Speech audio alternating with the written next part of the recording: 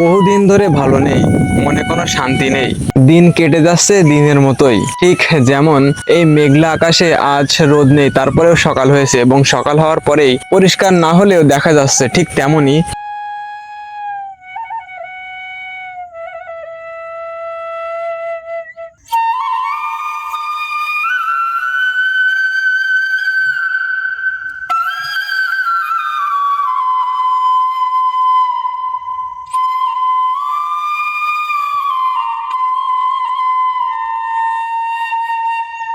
অনেকদিন পরে আমি আজ সকালবেলা একটু প্রকৃতির সাথে দেখা করতে আসলাম এবং আপনাদেরকে দেখানোর জন্য আসলাম।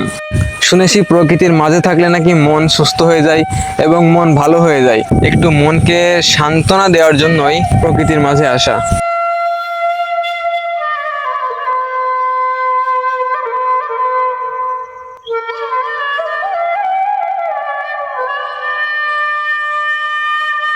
এবং এই প্রকৃতির মাঝে এসে অক্সিজেন পাচ্ছি, পিওর অক্সিজেন, বাতাস বইছে মাঠে।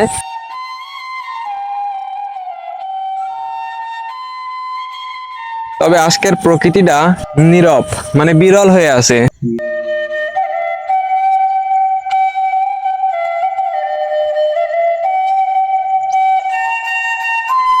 এই মাঠে আমরা দেখতে পাচ্ছি যে ধান ফেলানো হয়েছে। এখন কিন্তু ধানের চারা অনেকটাই বড় হয়েছে আর কিছুদিন পরে আরো বড় হবে। এখন মাঠ আপনারা দেখতে পাচ্ছেন যে টোটালি ফাঁকা আছে।